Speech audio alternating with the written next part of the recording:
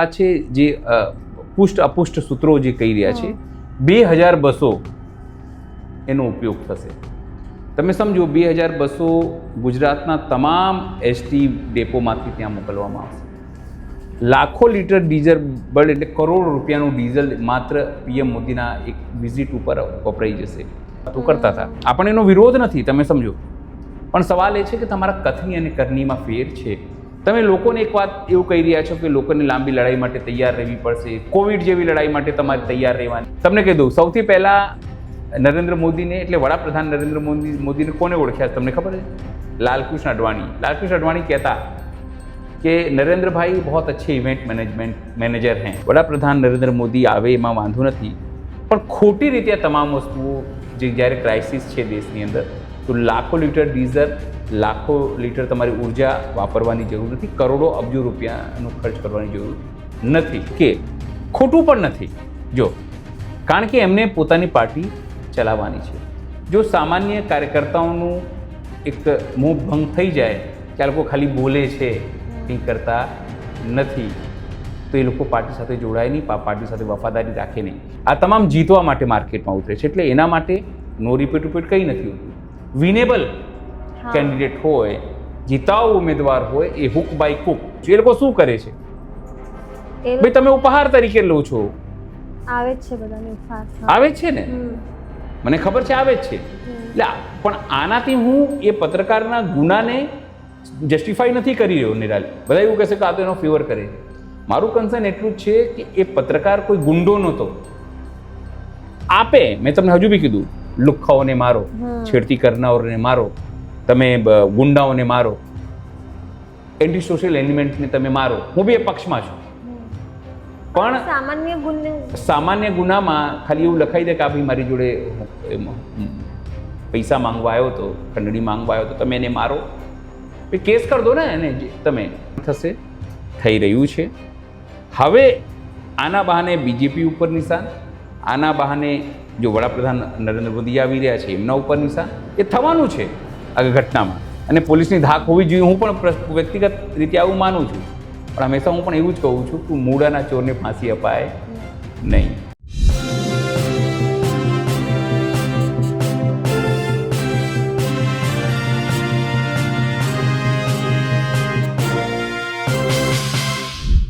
નમસ્કાર, હું છું ચંદ્રિકા પુત્રી નિરાલી અને આપ સૌનું સ્વાગત છે અમારા વિશેષ કાર્યક્રમ અખબારોની ચટરપટરમાં, જ્યાં જોડાયા છીએ અમારા સહયોગી અનિલ પટેલ.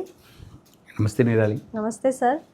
સર, પ્રધાનમંત્રી મોદી ગુજરાત આવી રહ્યા છે. તેમના કાર્યક્રમોમાં ભીડ એકઠી કરવા માટે 2200 ગોઠવાઈ છે. શું કહેવા માંગો છો?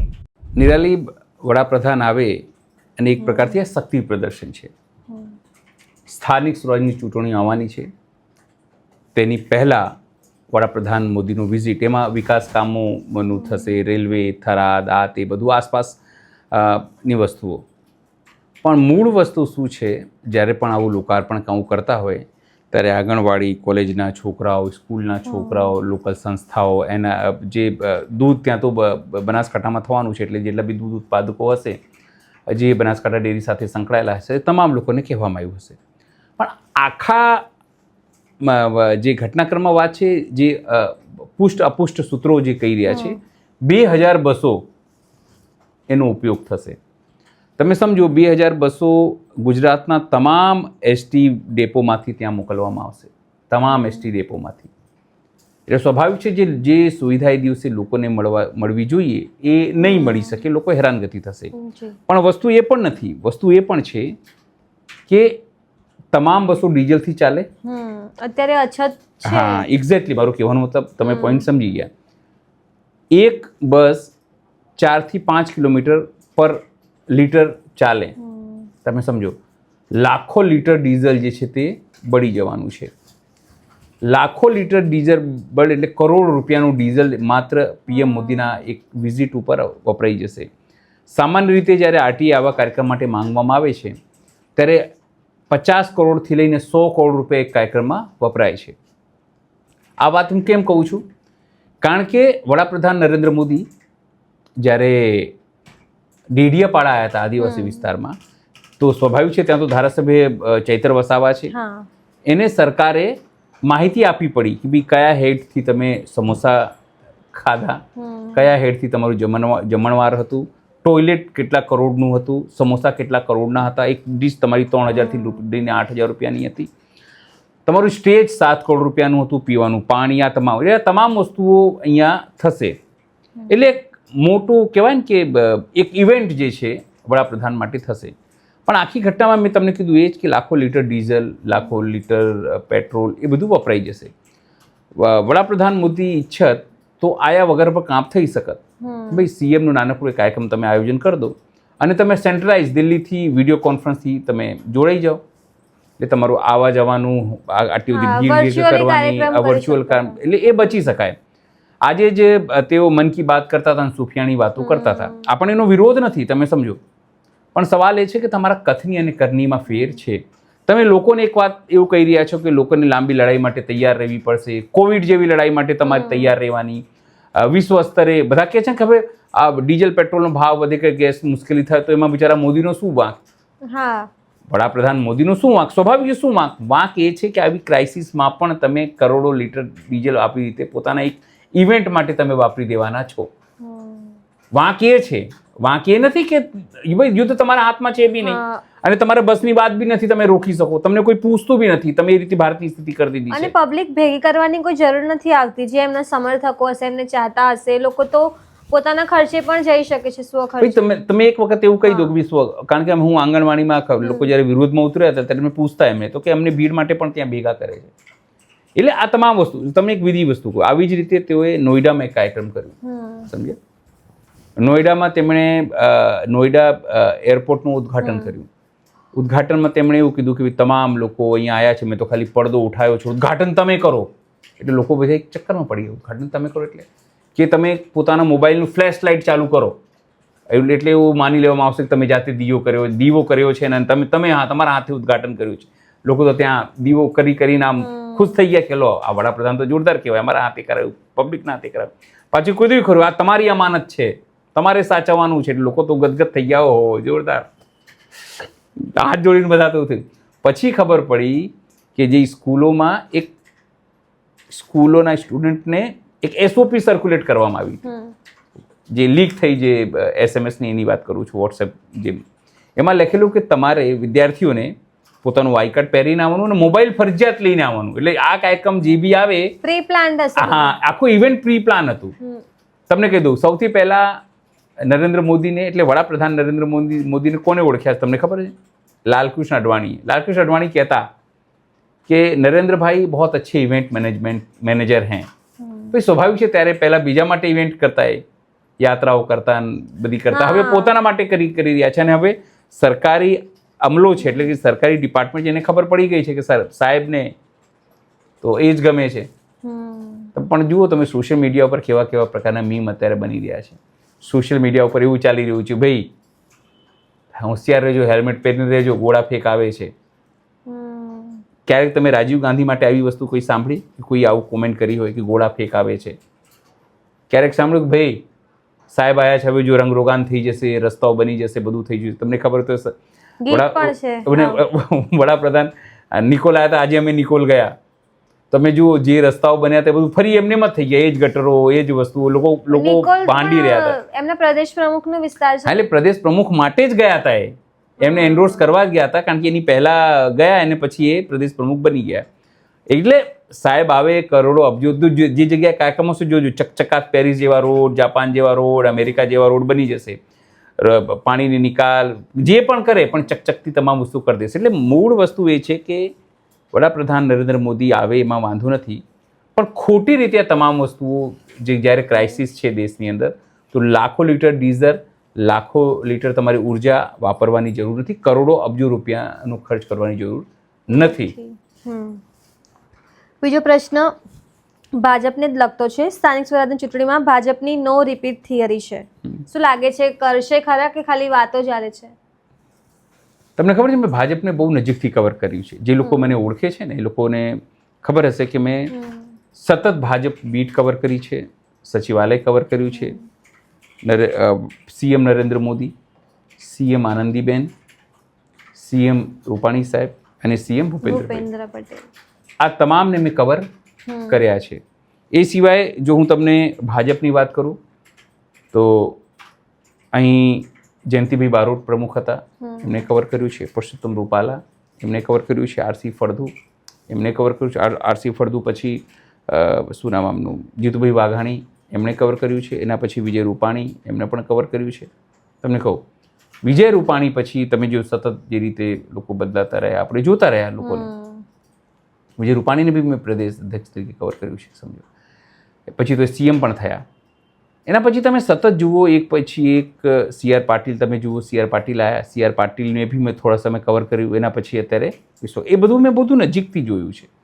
તમને રૂલ નો રિપીટ કે તમને કે પરિવારવાદ નથી અમારામાં, તમને આ બધી વસ્તુ એ લોકો કે ખોટું પણ નથી. જો કારણ કે એમને પોતાની પાર્ટી ચલાવવાની છે. જો સામાન્ય કાર્યકર્તાઓનું એક મોહ ભંગ થઈ જાય કે આ લોકો ખાલી બોલે છે, કંઈ કરતા નથી, તો એ લોકો પાર્ટી સાથે જોડાય નહીં, પાર્ટી સાથે વફાદારી રાખે નહીં. એટલે બોલવા માટે આ તમામ વસ્તુઓ સારી છે. નો રિપીટ, પરિવારવાદ નહીં, અમારે તો આ પણ તમે જો લિસ્ટ કાઢીને જોશો તો ક્યાંક ને ક્યાંક રિપીટ પણ થશે, ક્યાંક ને ક્યાંક પરિવારવાદ આવશે, ક્યાંક ને ક્યાંક કાકા ભતીજાવાદ આવશે, ક્યાંક કાકા કાકી, આ તે પરિવારવાદી વસ્તુ આવશે.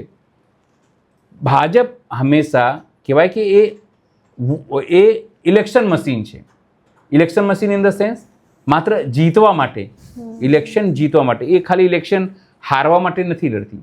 એ પંચાયતનું ઇલેક્શન હોય, સરપંચનું ઇલેક્શન હોય, તાલુકા પંચાયતનું ઇલેક્શન હોય, જિલ્લા પંચાયતનું ઇલેક્શન, નગરપાલિકાનું ઇલેક્શન કે પછી મહાનગરપાલિકાનું ઇલેક્શન હોય, આ તમામ જીતવા માટે માર્કેટમાં ઉતરે છે. એટલે એના માટે નો રિપીટ કંઈ નથી હોતું. વિનેબલ કેન્ડિડેટ હોય, જીતાવ ઉમેદવાર હોય, એ હુક બાય કુક. ભાઈ જો એવું ના હોત તો સંસદમાં તમે જુઓ, તમે વિધાનસભામાં જુઓ, તમે જિલ્લા પંચાયતમાં જુઓ, ઇન્જન તો છે જ, પણ જ્યારે તમે એના કેન્ડિડેટના જોશો ને તો એને એ લોકો ઉપર હિનિયસ ક્રાઇમ, મહિલાઓ સાથે ક્રાઇમ, બળાત્કાર, લેન્ડ ગ્રેબિંગ, અપહરણ, મારકૂટ, ગાડી ગરોત, આ તમામ પ્રકારના કેસો જોવા મળશે તમને. એ સાંસદો હોઈ શકે છે, એ ધારાસભ્યો હોઈ શકે છે, જિલ્લા પંચાયતના પ્રમુખ હોઈ શકે છે, એ નગરપાલિકાના પ્રમુખ હોઈ શકે છે, મહાનગરપાલિકાના સભ્યો હોઈ શકે છે. તમામ ઉપર આવા નાના મોટા કેસ તમને દેખાશે. નહીં તો કંઈ નહીં હોય તો આર્થિક ગુનો તો હશે જ. બધા નથી કહેતું, ઓલમોસ્ટ લગભગ એવું તમને જોવા મળે છે. એટલે એવું કોઈ નથી કે અપરાધીકરણને તેઓ વધારો નથી આપતા કે અપરાધીઓનો ટિકિટ નહીં આપતા. એમને ખબર છે કે જે અમને જીતાડી શકે એ ગ્રુપનું આપણે મદદ લઈશું. એ જાતિવાદ સમીકરણો હોઈ શકે છે, એ સામાજિક સમીકરણો હોઈ શકે છે, એ ભૌગોલિક સમીકરણો હોય છે, પેટા જ્ઞાતિઓનું બી સમીકરણ હોઈ શકે, દલિતો, કોળી સમાજ, આ તમામ પ્રકારના જે સમીકરણો એ હોઈ શકે છે.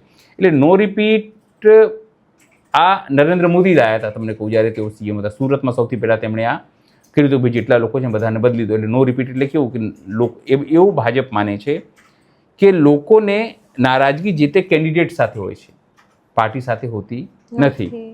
જો તમે કેન્ડિડેટને બદલી દો અને કહો કે ભાઈ હવે જો તમે જેનાથી નારાજ છો અમે એને બદલી દીધો છે, તો લોકો તેમને વોટ આપે છે. અને હું તમને કહું એક હદ સુધી તે લોકો સાચા પણ સાબિત થયા છે, આપી જ રહ્યા છે, સમજો. પણ સવાલ અત્યારે અહીં એ જ છે કે નો રિપીટ જેવું કોઈ હોતું નથી. જે જીતાડી શકે એને ટિકિટ મળતી હોય છે. એટલે છાપામાં હેડલાઇન માટે, સાંભળવા માટે અને લોકોને કહેવા માટે, ભ્રમમાં રાખવા માટે આ બધી વસ્તુઓ બરાબર છે. પણ તમે એના સમીકરણના ચોકઠામાં ફિટ થાઓ છો તો કાલે ભાજપ નિરાલી મહેરીને બી બોલાવીને ટિકિટ આપી દેશે. અનિલ પટેલને બી ટિકિટ મળતી હોય તો એનું કાપી દેશે. એટલે સીધી વિનેબલ છે. વિનેબિલિટી મસ્ટ બી નેસેસિટી. હવે આપણા ગુજરાતનો જે સૌથી ચર્ચિત મુદ્દો છે અત્યારે એની વાત કરીએ. કોળી પત્રકારને જે પ્રકારે મારવામાં આવ્યો, બિલ્ડરના ઇશારે પોલીસ પર આક્ષેપો લાગ્યા, આઈપીએસ અધિકારી પર એક્શન લેવાની પણ માંગણીઓ થઈ રહી છે. આખી ઘટનાને કેવી રીતે જુઓ છો અને શું કહેવા માંગો છો? જો નિરાલી, આજે જ આપણે ત્યાંના જે સ્થાનિક પત્રકાર છે, ખૂબ વરિષ્ઠ પત્રકાર છે, એવા જગદીશભાઈ સાથે આપણે વાત કરી. જગદીશભાઈએ બંને વસ્તુ કીધી છે. હું વ્યક્તિગત શરૂઆતમાં હું જગદીશભાઈનું પોઈન્ટ મૂકી, પછી હું મારી વાત કરું. જગદીશભાઈએ કીધું કે જે સુરેશભાઈ છે, જે પત્રકાર છે, જેને મારવાનો આરોપ છે, જેના ઉપર જેમણે લગાવ્યો છે પોલીસ ઉપર, એ કંઈ દૂધના ધોયેલા નહોતા. એ પોતાનું પાક્ષિક ચલાવે છે અને જે રીતે આરોપ છે કે તેઓ પણ કંઈક તોડપાની કરવા ગયા હતા તો પૈસા માંગતા હતા દબાવીને. હવે પોલીસને કીધું તે પોલીસ તેમને ઉપાડી ગઈ, પોલીસે તેમને મારકૂટ કરી એના સામાન્ય કાનમાં વાગ્યું છે ને હાથમાં વાગ્યું, પછી જે રીતે એને આરોપ લગાવ્યો છે એમાં એ સાબિત નથી થતા એમ. પણ હજુ બી મારો પોઈન્ટ ઓફ વ્યૂ એ છે, મારો અત્યાર સુધી મેં વાત કરી જગદીશભાઈની વાત હતી, એમણે પણ એક વાત સાચી કહી કે ભાઈ ગુંડાઓ સામે, રક્ષકો સામે, આતંકવાદીઓ સામે આવા લોકોનું કંઈ માનવ અધિકાર ના હોઈ શકે, ન હોઈ શકે. જે લોકોનું સામાન્ય લોકો કે ગરીબ પ્રજાને હેરાન કરતા હોય એ લોકો મને શું હ્યુમન રાઇટ્સ. પણ જે પોતે સર્વાઈવ કરતા જો નાના પત્રકારો હોય એ એમને બધાને ખબર છે કે એ સર્વાઈવ ના કરી શકે, એને ઘર ચલાવવા માટે મુશ્કેલી છે કે આ ચલાવવા માટે મુશ્કેલી છે, તમામ પ્રકારની વસ્તુઓ છે. મોટી વાત એ છે કે કોઈ બિલ્ડરે પોતાની વસ્તુ, પોતાની કાટમાળ જો રોડ ઉપર રાખે અને લોકોને હેરાનગતિ થાય તો એ કામ કોર્પોરેશનનું હતું કે એને હટાવડાવે અથવા કામગીરી કરે. તમે મને બ્લેકમેલ ક્યારે કરી શકો? તમારો કઈ વાંક હોય તો. બરાબર છે, તો તમે મારી પાસે આવો. પણ મારા ઉપર કોઈ કાર્યવાહી નહીં થઈ, ઉલટાનું તમે મારી પાસે આવ્યા, મને કીધું કે અનિલભાઈ તમારું આ ક્લિપ કે આ ઓડિયો કે આ ફોટોગ્રાફ્સ કે આ વાત કે આ એવી વસ્તુ મારી પાસે છે, જો તમે નહીં આપો તો હું આ પબ્લિશ કરીશ. એ જ વાત છે ને એમ. એટલે મેં કીધું કે વાંધો નહીં સાહેબ, હું તને 5,000 આપું એના કરતાં 50,000 પોલીસને આપું તારી ધોલાઈ ના કરી દઉં. હું તારાથી બીતો નથી. કેમ? કારણ કે પેલો અદનો પત્રકાર છે, હું હજુ બી માનું છું. એને તોડ કર્યો, જે બી કર્યું, આપણે એના ગુનાઓ માફ નથી કરતા. પત્રકાર છે જ નહીં. ના આપણે એવું માની પત્રકાર છે, ચલો એને એ 2, 5 કે 10,000, 25,000 બિલ્ડરથી માંગી લે છે, એ પત્રકાર જ છે, આપણે માની લીધું. તો સવાલ એ છે કે જે મોટા ઇન્સ્ટિટ્યૂટ છે, આજ તકથી માંડીને બધા, હું નામ સાથે કહું છું, એ લોકો શું કરી રહ્યા છે સરકાર પાસેથી? એડના નામે પૈસા સીધી રીતે ખંડણી લઈ જ રહ્યા છે ને. એને તમે ખંડણી ના કહો, એને ઉપહાર કહો. તમે ઉપહાર લઈ રહ્યા છો ને. એક નાનો પત્રકાર જઈને આવું કે અને બિલ્ડર પાસે પૈસા લે, તો આ મોટા લોકો શું કરી રહ્યા છે? જે પોતાને 100 કરોડ મોટા કે 100 કરોડ કે 800 કરોડ કે 1000 કરોડની પ્રોપર્ટી વાળા કે નંબર 1 ચેનલ કે તેજ નંબર ચેનલ, ગુજરાતનો નંબર 1 ચેનલ કે 2 નંબરનું ચેનલ કે 5 નંબરનું જે લોકો કહે છે, હું બધાને કહું છું, એ લોકો શું કરે છે? ભાઈ તમે ઉપહાર તરીકે લો છો. આવે છે બધાને ઉપહાર. આવે છે ને, મને ખબર છે આવે જ છે. એટલે પણ આનાથી હું એ પત્રકારના ગુનાને જસ્ટિફાઈ નથી કરી રહ્યો નિરાલી. બધા એવું કહેશે કે આ તો એનો ફેવર કરે છે. મારું કન્સર્ન એટલું જ છે કે એ પત્રકાર કોઈ ગુંડો નહોતો, કોઈ આતંકવાદી નથી, કોઈ એન્ટી સોશિયલ એલિમેન્ટ નથી કે બંદૂક લઈને નીકળી પડ્યો કે તમે કોઈને ધમકાવે છે. ભાઈ જે લોકો બંદૂકના નોક ઉપર કિડનેપ કરે છે, મારે છે, દીકરીઓને બળાત્કાર છે, એને તમે મારો. હું અનિલ પટેલના ફેવરમાં છે. પણ જે માત્ર નાનો મોટો પત્રકાર છે, જે ત્યાં જઈને ઉઘરાઈ આવે છે પૈસા, એને તમે આવી રીતે મારો છો. ભાઈ કેસ કરો, એને ફિટ કરી દો, તમે જેલમાં નાખી દો. કરો ને બધું. ભાઈ ધમકાવો કોને તમે? જે લાકડી લઈને મારે છે, આ કરે છે, પેલું કરે છે, હિંસાત્મક જે કાર્યવાહી કરે તો એની સામે તમે હિંસા કરો. પણ એને કંઈ બિલ્ડરને જેને બંદૂક નથી દેખાડી. અને પોલીસને તો પછી બંનેને બોલવાનું હતું, બિલ્ડરને પણ કોઈને ના બોલે. આપણે માની લઈએ કે પોલીસે ઉગો તો પોલીસથી, અને તમે મારા ઉપર કેસ કર્યો, પોલીસે આવે મારી પાસે, ભાઈ તમારા વિરુદ્ધ કેસ, ચલો તમને ફિટ કરી દે જેલમાં, અને પછી કોર્ટમાં જાઓ. મારવાનું મતલબ એવું છે કે તમે પત્રકારને દબાવવા માંગો છો કે તું આજ પછી જો એની જોડે પૈસા ઉઘરાવવાની વાત કરીશ તો તને આવી રીતે માર પડશે. દાખલો બેસાડે છે બીજા પત્રકારોમાં કે આવું જો તમે કરશો એટલે કોઈ છાપો નહીં તમે. શું પોલીસ પાસે એવો કોઈ પુરાવો છે, ઓડિયો વિડીયો કે એને તમારી પાસે ખંડણી માંગી? કાલ ઉઠીને તમે કહી દો કે અનિલભાઈ તમે મારી છેડતી કરી છે. પ્રૂફ હોવું જોઈએ ને.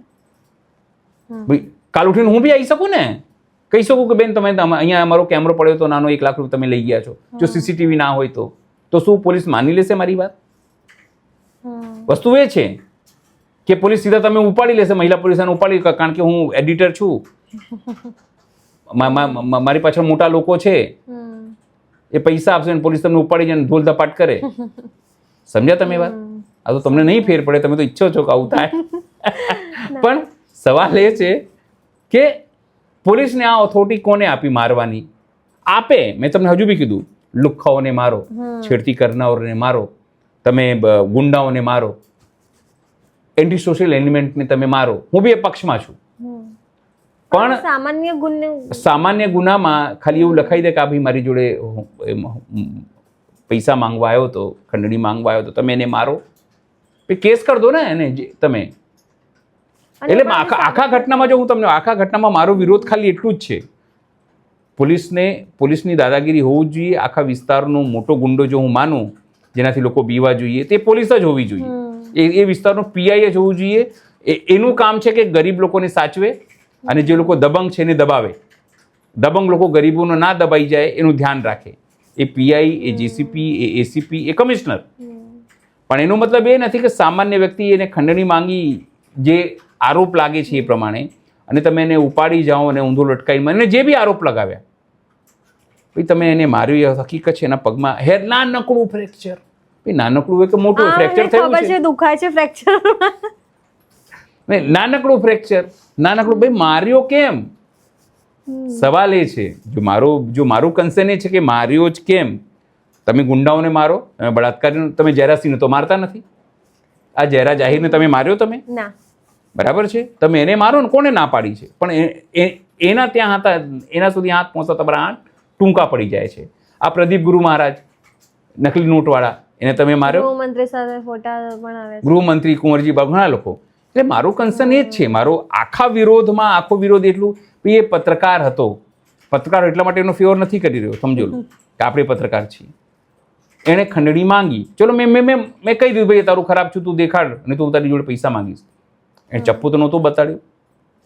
તમારે એક કહેવાય ને કે પ્રાકૃતિક ન્યાય હોય, સમજ્યા તમે? ત્યાં અમારા ચરોતરમાં કહેવત છે કે મૂળાના ચોરને ફાંસી અપાય નહીં, મૂળાના ચોરને ફાંસી ના અપાય. સમજો, આખી ઘટનામાં એવું છે. તમે મૂળાના ચોરને ફાંસી આપશો તો બિચારા, તમે વિચારતો કરો મૂળો કેમ ચોર્યો એણે.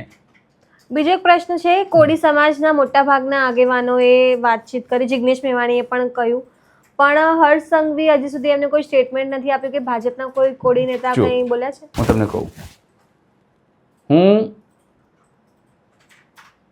જિગ્નેશ મેવાણીની એક વાતથી બી સંમત નથી. જે રીતે તે તોછડાપણી કરીને એક અધિકારી માટે એમને શબ્દો કરે જિગ્નેશ ભાઈએ, એ થોડું વધારે પડતું હતું. હું મારું વ્યક્તિગત એમાં, જિગ્નેશભાઈ બી પત્રકાર રહી ચૂક્યા છે, ધારાસભ્ય છે, એ વધારે પડતું હતું કે એમને અલગ અલગ પ્રકારનીથી વાત કરું. પણ ઠીક છે, એ જોશમાં એ બોલ્યા હશે, કદાચ એમનું દર્શક વર્ગ જે છે એ સાંભળવા ઈચ્છતું હશે.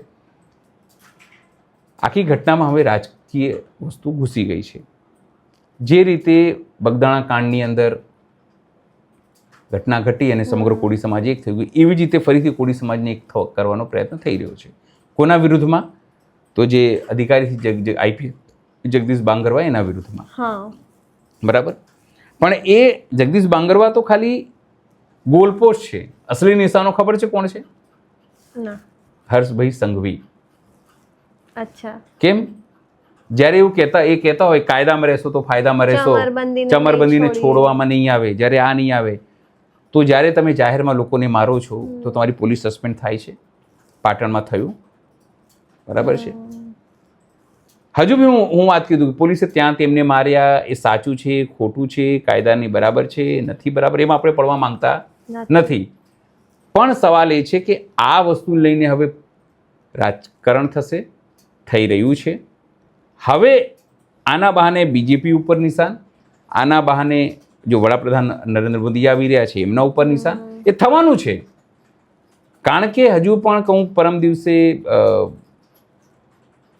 હર્ષ સંઘવીએ કીધું કે ભાઈ ફરીથી અમે નહીં છોડીએ, એને હોવું જ જોઈએ, એના તમામ વસ્તુ કરી. હર્ષ સંઘવીને પણ એ વાત વિચારવાની જરૂર છે કે આવી એકાદ ઘટનાઓ જો કોક દાડો મોટી થઈ ગઈ તો પોલીસ અને પબ્લિક વચ્ચે એક સંઘર્ષ જેવો માહોલ ઊભો થઈ જશે. તમે નથી આવતા, તમારા આખા ઘટનામાં ભાજપના કોઈ સામાજિક આગેવાનો આવ્યા નહીં.